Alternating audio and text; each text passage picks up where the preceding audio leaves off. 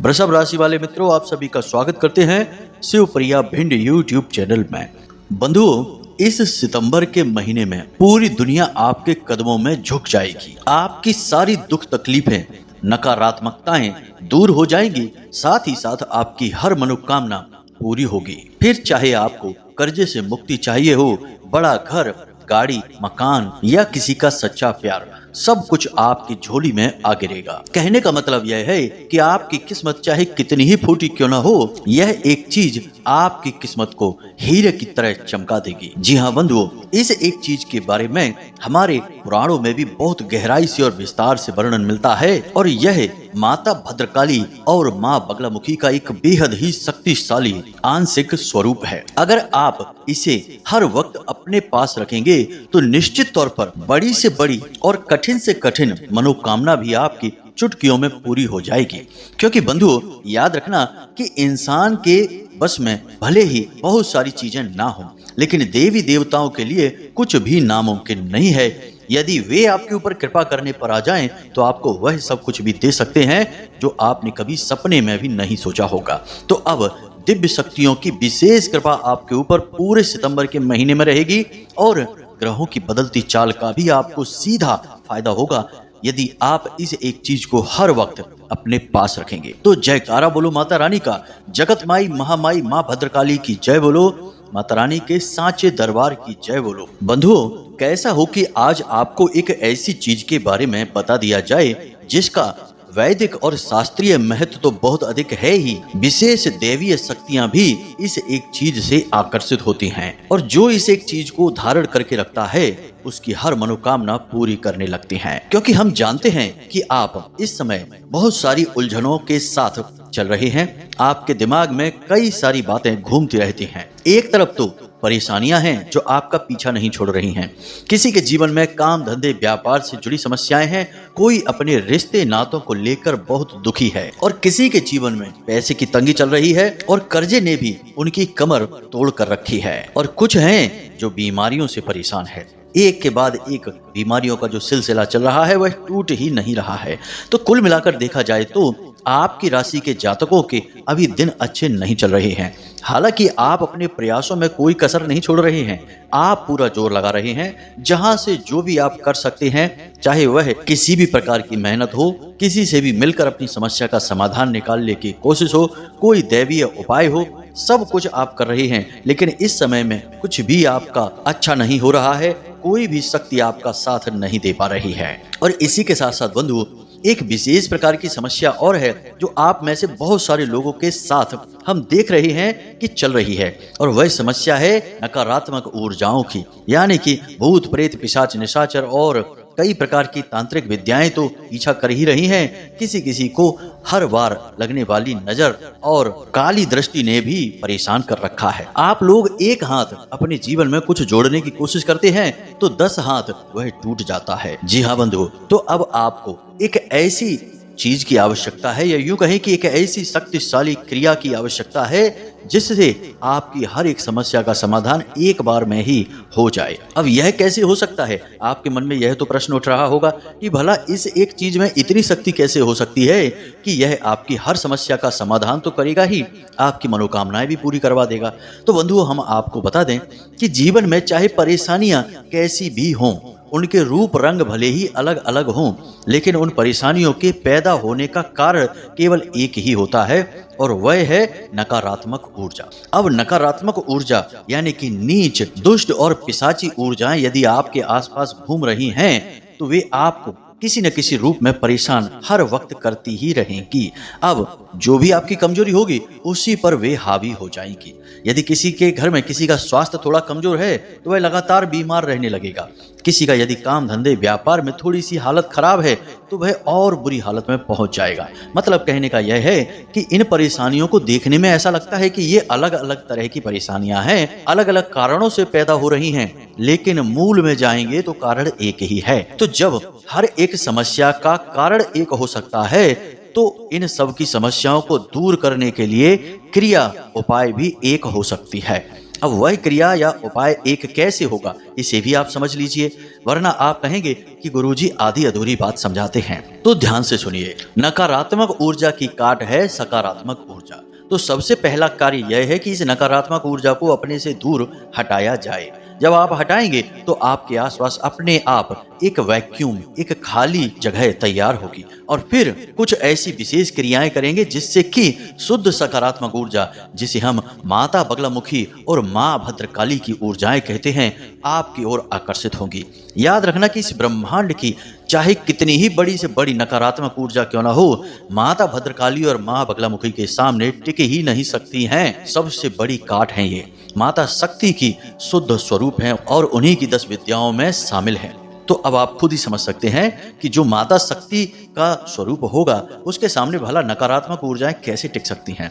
तो आज हम आपके घर में, आपके जीवन में इन्हीं 2 विशेष महाशक्तिशाली ऊर्जाओं को स्थापित करवाने वाले हैं इस एक क्रिया के माध्यम से। और एक बात हम आपको और पूरे दावे के साथ बता दें यहाँ पर कि यदि आपने हमारे द्वारा बताई गई बातों को अच्छी तरह से समझ लिया और जिस प्रकार हमने आपको क्रियाओं को समझा रहे हैं उसी प्रकार से इन क्रियाओं को अपने जीवन में उतार लिया, तो फिर चाहे कितनी ही बड़ी समस्या आपके जीवन की क्यों ना हो, कुछ ही दिनों में देखते देखते ही आपकी वह गायब हो जाएगी। और यह हमारा खुद का अपने जीवन भर का अनुभव भी है और हमने इसे हजारों लोगों पर आजमाया भी है। तो इसकी प्रामाणिकता की तो कोई बात ही नहीं है। जी हाँ बंधुओं, तो अब यदि आपको सचमुच में अपने जीवन की परेशानियों का अंत करवाना है, इनसे मुक्त होना है और एक शांति और सुकून भरा जीवन जीना है जिसमें कि प्रेम की गंगा बहती हो और कोई दुख तकलीफ ना हो, परेशानियां जरूर हो लेकिन दुख ना हो। बंधुओं, परेशान होने में और दुखी होने में बहुत अंतर होता है।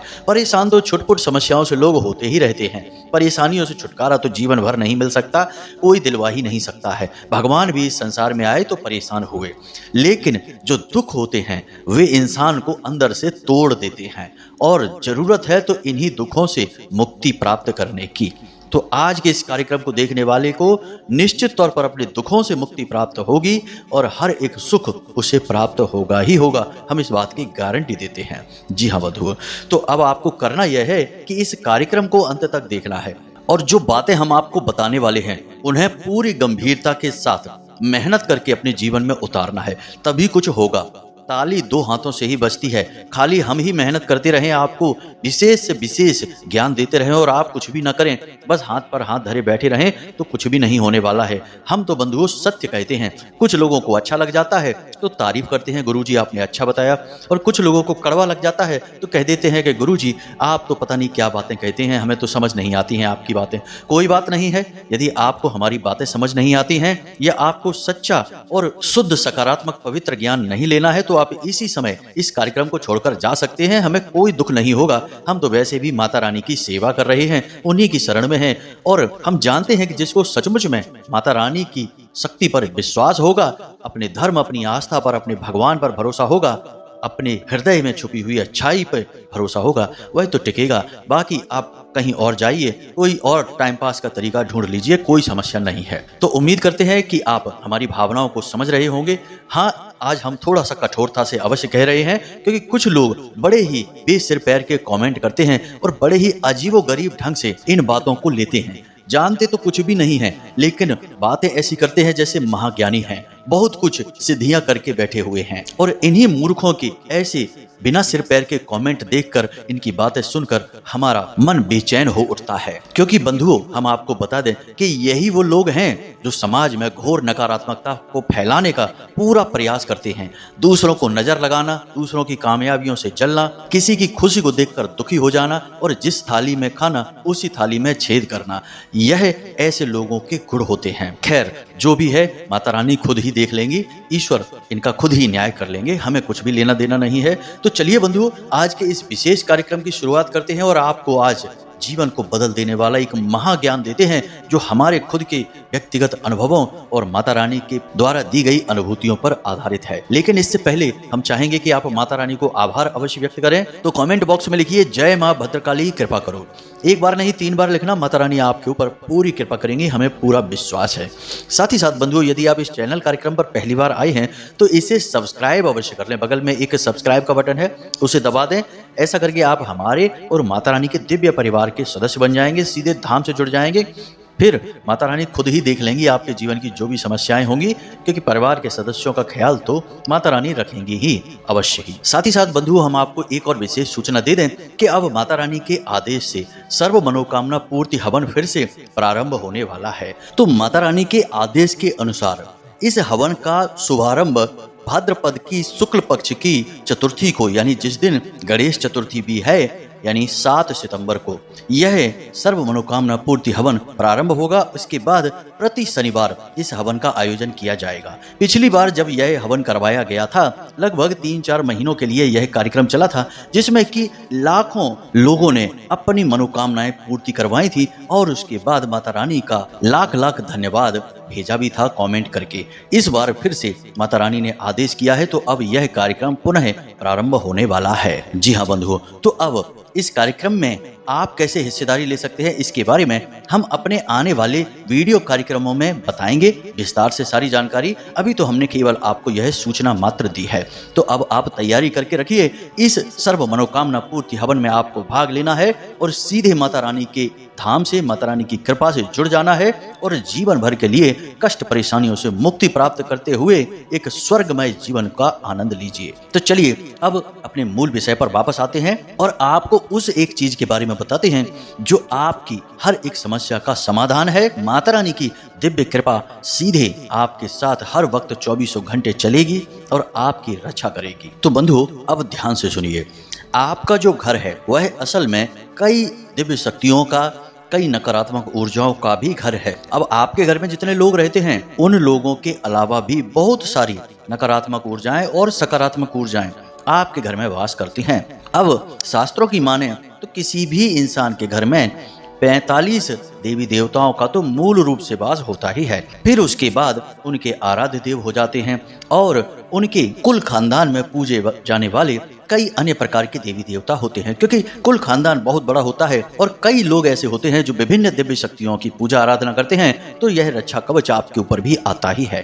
कहने का मतलब यह है कि कई दिव्य शक्तियां और नकारात्मक ऊर्जाएं आपके घर में वास करती हैं, लेकिन इन सब के बीच जो सबसे बड़ी एक शक्ति होती है जो आपके घर पर पूरी तरह से कब्जा करके बैठी रहती है, अब वह शक्ति नकारात्मक है या सकारात्मक है, यह जानना बहुत अधिक आवश्यक है। कुछ लोग कहते हैं कि गुरुजी, हम बहुत मेहनत कर रहे हैं, घर में 2-3 लोग हैं और सभी पैसा कमा रहे हैं, लेकिन पता नहीं क्या ऐसा अजीबोगरीब चल रहा है कि ना तो कोई पवित्र कार्य घर में हो पा रहा है, यानी छोटी से छोटी पूजा पाठ भी घर में नहीं हो पाती है। दूसरा कि पैसा जैसे भी आता है वैसे ही चला जाता है, यानी कि बिल्कुल भी एक पैसा भी घर में रुक नहीं पाता। जरूरी खर्चे ज्यों के त्यों बने रहते हैं और अनाप शनाप उल जलूल जगहों पर पैसा खर्चा हो जाता है, और साथ ही साथ घर में बीमारियां और तमाम तरीके की परेशानियां, कर्जा वगैरह भी है। तो आखिर ऐसा क्यों है? किस कर्म की हमें सजा मिल रही है? क्यों हम इतने परेशान चल रहे हैं और घर में बात बात में जरा जरा सी बातों पर झगड़े होते रहते हैं? सो अलग। अब यह समस्या देखने में एक लग रही है, लेकिन कई तरह से इंसान को प्रताड़ित करती है, पीड़ित करती है। तो अब यहाँ पर यह है कि निश्चित तौर पर यदि गहराई से आकलन किया जाए तो उस इंसान के घर में एक नकारात्मक ऊर्जा है जिसने पूरी तरह से घर को कब्जे में ले रखा है और वह कुछ भी शुभ उस इंसान के जीवन में होने नहीं दे रही है। अब ऐसा नहीं है कि भगवान की ऊर्जाएं ही सबसे शक्तिशाली होती हैं, भूत प्रेत पिशाचों की ऊर्जाएं भी बहुत शक्तिशाली होती हैं और ये भगवान की कृपा और ऊर्जा को भी रोकने की क्षमता रखती हैं। अब सुनने में शायद यह आपको अजीब लग रहा होगा कि ऐसा कैसे हो सकता है, लेकिन भगवान की ऊर्जा वैसे तो बहुत शक्तिशाली है, लेकिन किसी स्थान विशेष पर रहेगी या नहीं रहेगी यह इस बात पर निर्भर करता है कि उस स्थान विशेष पर किस प्रकार की ऊर्जा वास कर रही है। अब आप इसे एक छोटे से उदाहरण से समझ सकते हैं कि नदी में कितना पानी होता है, नदी का कितना बड़ा प्रवाह होता है, लेकिन यदि नदी पर एक बांध लगा दिया जाए और फिर नदी के उस बांध में से कितना पानी बाहर निकालना है, यह इस बांध पर निर्भर करता है। वैसे देखने में तो यह लगता है कि नदी कितनी शक्तिशाली है, इसे रोकना लगभग नामुमकिन है, लेकिन बांध लगाकर इसकी ऊर्जा को भी रोक दिया जाता है और फिर एक नियंत्रित गति से पानी को बाहर निकाला जाता है। ठीक इसी प्रकार भगवान की शुद्ध सकारात्मक ऊर्जा है, यह महाशक्तिशाली है, लेकिन कहीं ना कहीं से कोई बंधन हो जाता है, कोई बांध लग जाता है, जिसकी वजह से नकारात्मक ऊर्जाएं हावी हो जाती हैं और भगवान की ऊर्जाएं रुक जाती हैं अपना कार्य नहीं कर पाती हैं। तो उम्मीद कर रहे हैं कि आप इस बात को समझ रहे होंगे कि हम आपसे क्या कहना चाहते हैं। अब कुछ लोग ऐसे हैं जिन्हें यह लगता है कि गुरुजी हर वक्त ऊर्जाओं की बात करते हैं कि सकारात्मक ऊर्जा, नकारात्मक ऊर्जा, हमें तो कुछ समझ में नहीं आता है, हम क्या करें, कैसे करें, यह कैसे पता चले। तो अब ऊर्जाओं के बारे में हम आपको थोड़ा सा ज्ञान बढ़ा देते हैं। सारा खेल इस संसार में ऊर्जाओं का ही है। जैसे कि आपका एक मोबाइल फोन है, आपके पास रखा है, अब वह देखने में निर्जीव लग रहा है, लेकिन जैसे ही कोई आपको फोन लगाएगा वह तुरंत अचानक बज उठेगा। क्यों बजेगा? क्योंकि वह मोबाइल एक विशेष प्रकार की ऊर्जा से प्रभावित होगा और तुरंत जीवंत हो उठेगा। अब वह ऊर्जा आपको तो नहीं दिखाई दे रही, लेकिन वह मोबाइल को पूरी तरह से प्रभावित कर रही है। आप मोबाइल में कोई वीडियो देख रहे हैं तो कोई तार तो जुड़ा नहीं है, तो ऊर्जा के माध्यम से ही तो आ रहा है। अब ऊर्जाओं का जब इतना प्रभाव चीजों पर रह सकता है तो इंसानों पर क्यों नहीं रहेगा? इंसान तो खुद भी ऊर्जा स्वरूप ही होते हैं। आपके अंदर रह रही आत्मा क्या है? एक ऊर्जा का ही तो स्वरूप है। कोई आत्मा को देख सकता है क्या? ना आत्मा आते हुए दिखती है, ना जाते हुए दिखती है, क्योंकि वह शुद्ध ऊर्जा है। इसीलिए जब आप मंदिर में जाते हैं तो आपको अलग तरीके के अनुभव होते हैं। जब आप किसी शमशान घाट में जाते हैं तो आपको अलग तरह के अनुभव होते हैं। जिसके यहाँ मृत्यु हो जाती है, कोई गमी हो जाती है, वहाँ जाते हैं तो अलग तरीके के अनुभव होते हैं। क्यों होता है ऐसा? क्योंकि दोनों स्थानों की ऊर्जाएं एकदम विपरीत हैं, अलग अलग हैं, तो आपके अनुभव भी एकदम विपरीत होते हैं, अलग अलग होते हैं। तो उम्मीद कर रहे हैं हम कि आपको समझ में आ रहा होगा कि ऊर्जाओं का कितना बड़ा प्रभाव रहता है इंसान के जीवन पर। अब जो भी इंसान इन ऊर्जाओं को संतुलित कर लेता है, किसी पूजा पाठ के माध्यम से, किसी चीज के माध्यम से, या फिर किसी गुरु की कृपा के माध्यम से, तो उस इंसान के जीवन में फिर गलत घटनाएं नहीं होती हैं।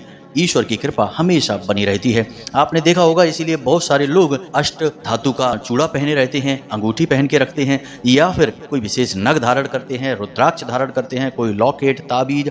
यह सब चीजें क्या हैं? यह सब ऊर्जाओं का संतुलन बनाने के लिए ही तो हैं। तो अब यहाँ तक आपको समझ में आ गया है कि सारा खेल ऊर्जाओं का है और इन ऊर्जाओं को ही आपको संतुलित करना है।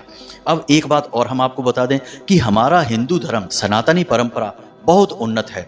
असल में हमारे जो ऋषि मुनि हुआ करते थे वे वैज्ञानिक से कम नहीं थे। उन्होंने ऊर्जाओं को बहुत अच्छी तरीके से समझा था, इसीलिए उन्होंने ऊर्जाओं को अलग अलग नाम दे दिए। कोई भोले बाबा की ऊर्जा है, कोई हनुमान जी की ऊर्जा है, और किसी ऊर्जा को नाम शक्ति का दे दिया, किसी को माता काली और किसी को माँ बगलामुखी। अब इससे सुविधा यह हो जाती है कि जिस इंसान के जीवन में जिस प्रकार की तकलीफें हैं वह उस विशेष प्रकार की ऊर्जा की साधना करता है, उससे जुड़ी चीज़ों को धारण करता है और उसको उसी समस्या से मुक्ति प्राप्त हो जाती है। यह बहुत जरूरी है जानना।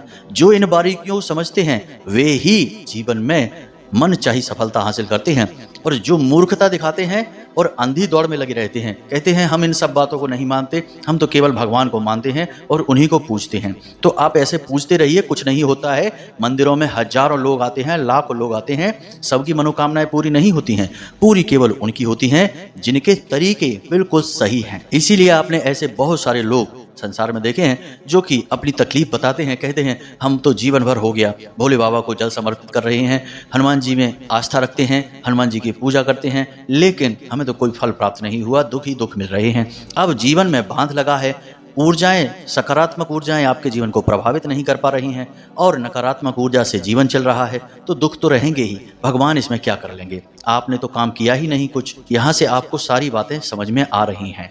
अब एक छोटा सा उदाहरण से और समझिए। आपको मेहनत करनी पड़ेगी, आपको काम करना पड़ेगा, तभी भगवान आपकी सहायता के लिए आएंगे। यानी कि कोई भी दैवी शक्ति आपकी सहायता के लिए आएगी, आपको उसे बुलाना पड़ेगा, आपको उस तक जाना पड़ेगा। सुदामा भगवान श्री कृष्ण के बहुत अच्छे मित्र थे और खूब जानते थे भगवान श्री कृष्ण के सुदामा जी अपनी जीवन को तकलीफ में बिता रहे हैं, लेकिन कुछ भी नहीं कर सकते थे। लेकिन जैसे ही सुदामा जी भगवान श्री कृष्ण के पास पहुंचे, उन्होंने अपनी कृपा का भंडार खोल दिया और उन्हें राजाओं जैसा जीवन दे दिया, केवल 3 मुट्ठी चावल के बदले में। ऐसा क्यों हुआ? क्योंकि सुदामा जी ने प्रयास किया। यह कहानी हमें दिखा रही है कि मानव को पहले प्रयास करना पड़ेगा, तब भगवान आगे बढ़ेंगे। अब यहाँ तक सारी बातें आपको समझ में आ गई हैं। अब बात करते हैं आपके मूल विषय की। हम यहाँ पर बात कर रहे हैं माता बगलामुखी की।